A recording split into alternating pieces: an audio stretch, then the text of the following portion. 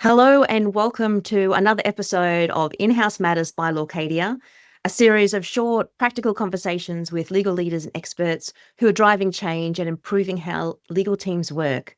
I'm Sasha Kirk, co-founder and chief marketing officer at Lawcadia, and thank you for joining us. Today, we're exploring what it means to work across borders, including the opportunities and challenges that come with collaborating across different cultures, time zones, and perspectives. I'm excited to be joined by Marc Nethercot today, the Global Legal Operations Manager at Nutrien. Marc's career journey is an inspiring and non-linear one, from a career in music to government administrator, analyst, and now leading legal operations on a global scale.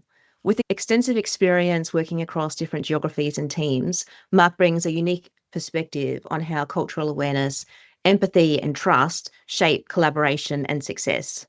Marc, welcome. It's great to have you here. Thanks, Sasha. Appreciate the opportunity. Now, there's a couple of different themes that we are going to cover off today. And the one I want to start with is working across cultures. And we're going to start with some of the challenges and then move on to the opportunities. Are there specific challenges that come up when you are collaborating across time zones and jurisdictions? Absolutely. There's a whole heap. And I think first up, the challenge is acknowledging the challenge.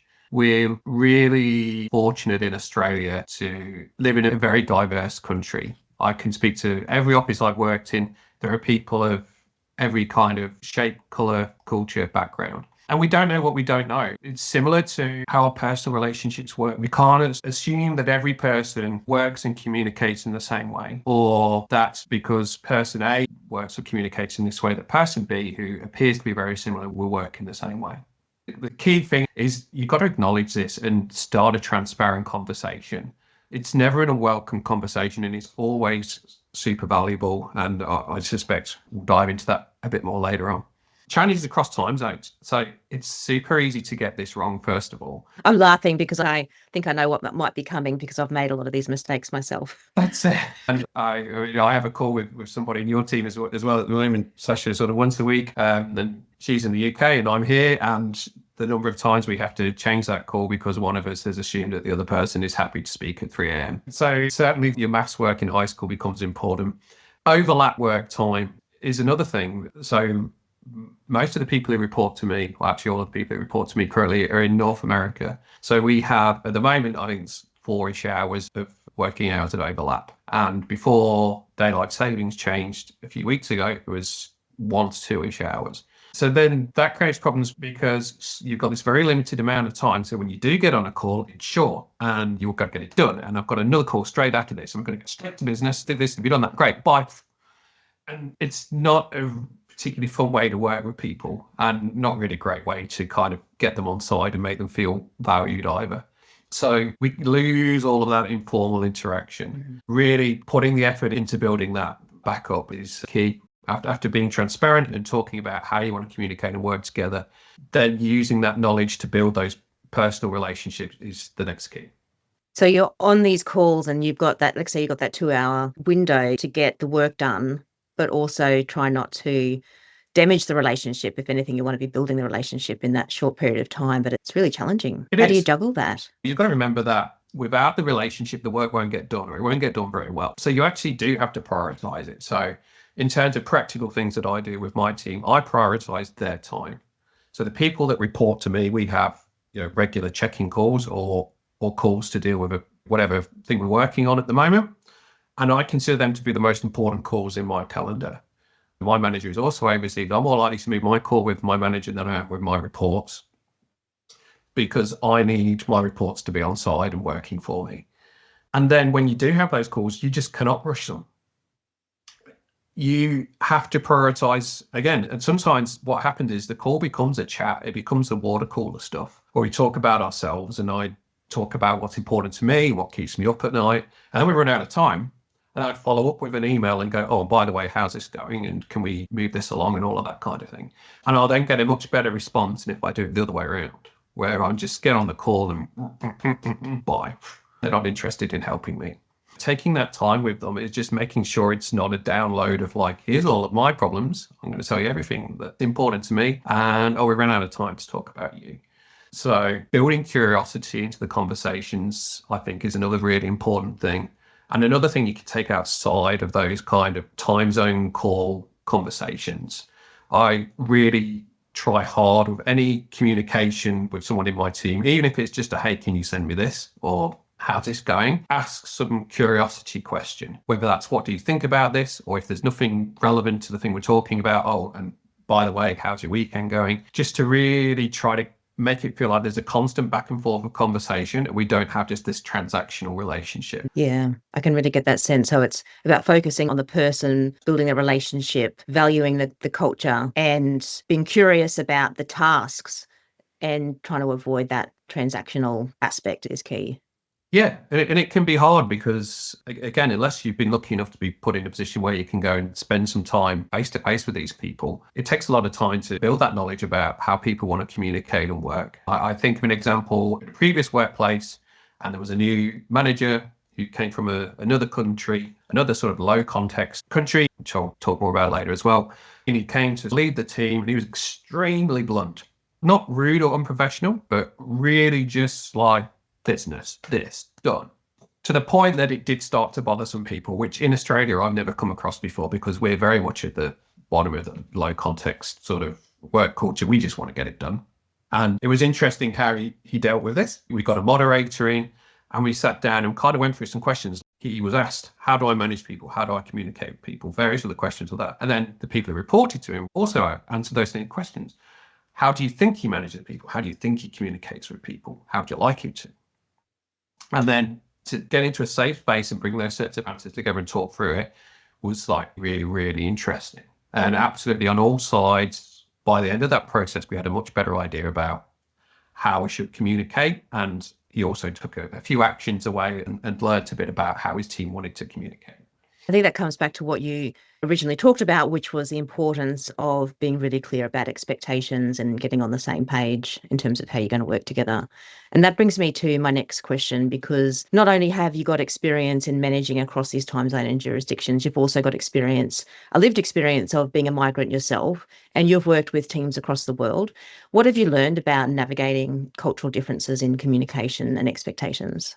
The key here is authenticity and transparency, which I think is the key to any kind of success when it comes to working with, collaborating with, leading with people. If you are not reliable or honest, if you're not taking the time to make sure people understand everything about the situations you're dealing with, then you shouldn't expect to get great results from them. Being that immigrant, it comes as a blessing. I'm one of these that believes that my experience with people, if they've moved country, whether themselves or with their families, and I'm going to make a big generalization here, they tend to be smart people, they're courageous people, they're reliable people. I can think of at least one example where I was hiring for a role. We could not pick between the two people. There was absolutely nothing in it. One of them was an immigrant. And honestly, that made me go, that's the point of difference here. This person has demonstrated they face some extra challenges in their life. Yeah, that's really interesting. And that comes from you having experienced those challenges as well, and then being able to translate that into how you perceive the world and people around you and in that business world. I think it brings me to my next question about building trust and credibility. And how do you go about doing that when you're working with people that you rarely meet in person? So I think it's key here that you prioritize the people you work with as humans, not just as tools in your toolbox. So we kind of keep circling back to the same thing here, that if people do know you as a human and feel that you know them as a human, that they're far more likely to give you the time of day with the things that you need. I can think of a situation, and it was maybe like my first learning here, really, when earlier in my career, when I realized I had work to do here, and this was at a previous employer. We were working with a team based in India on a new way to manage credit card expenses. And my role in that was to support the Australian business.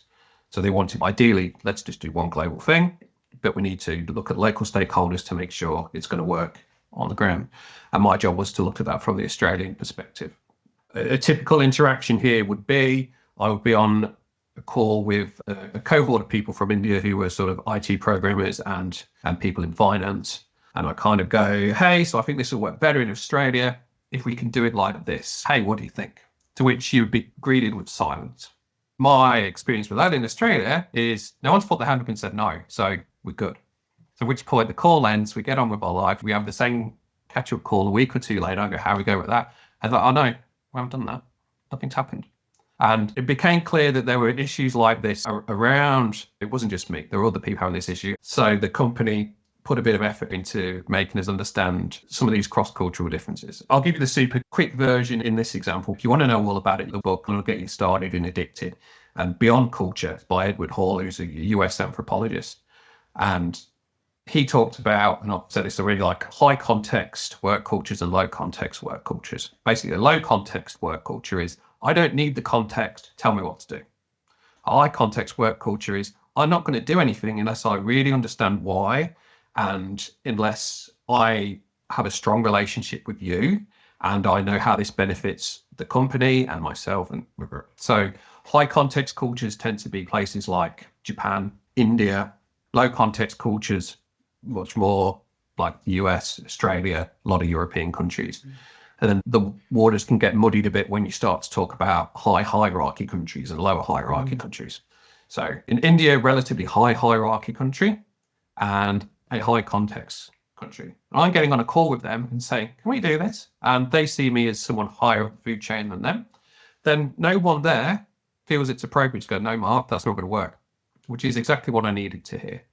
So that was definitely an example of something failing, and I mean having to take a step back and really start to think about the differences in how I communicate with people in different cultures. I'm thinking about some experiences that I've had personally working across different cultures. In one situation, I found it really valuable because there was another employee in that culture who was able to then give me some advice. Okay, this is not going to work because of X, Y, Z. Have you ever had that? Have you ever had someone be able to mentor you in terms of this is a way of helping you work with those cultures?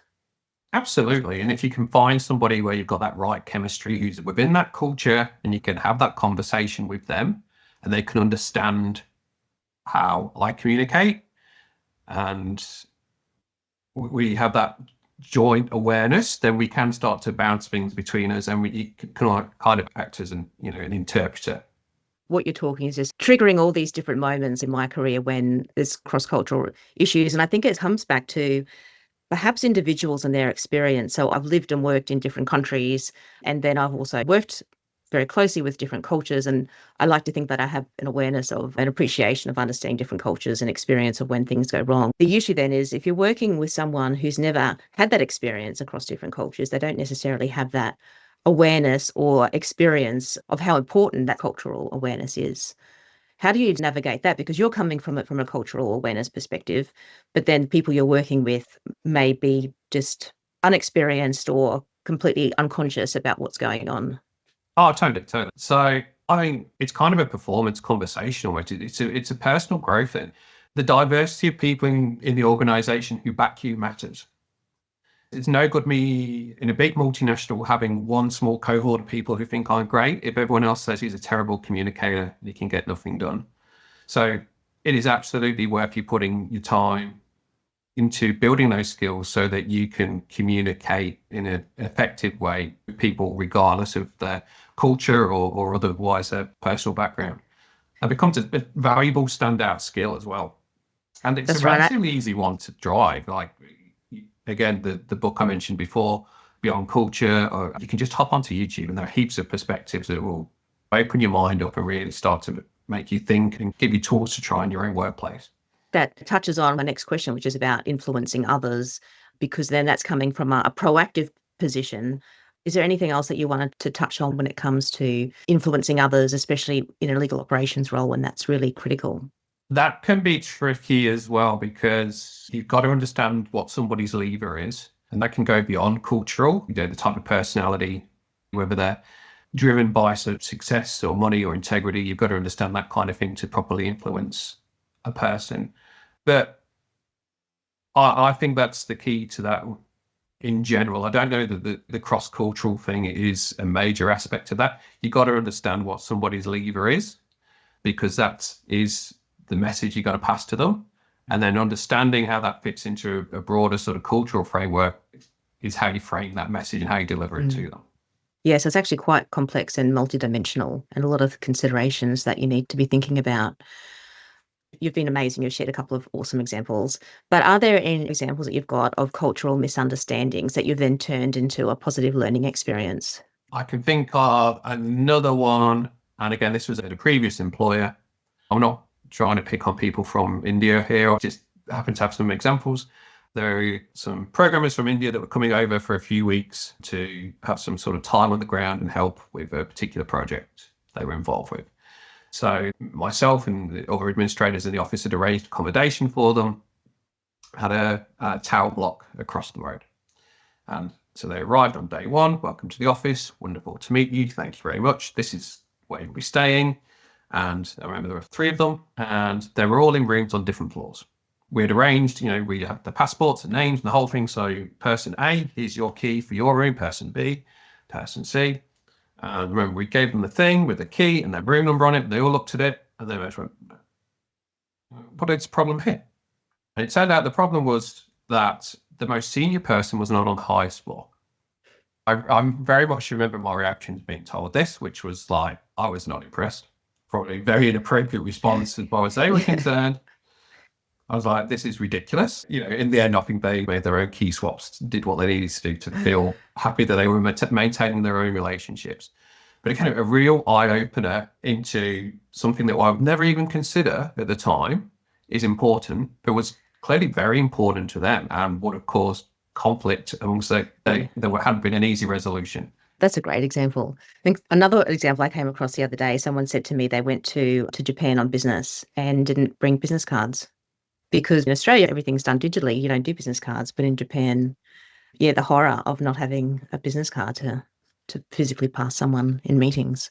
So, that was a super awkward experience for that person. You would look like you didn't care. You weren't bothered enough to pack your business card. Yeah, that's exactly right. Yeah. And Yeah. then another, like Warwick, my co-founder, he would go to China on business trips and would pack gifts. And then one day I thought, oh, it'd be fantastic. I found these beautiful clocks. That'd be great. And he parted them all the way to China. But actually, you don't give someone a clock because time is ticking. It's a symbol of death. So all these clocks came back to Australia. But then now, if we think about it now, like how ridiculous was it to take a whole heap of pewter clocks on an aeroplane? I don't know what I was thinking. But yes, you don't give someone clocks.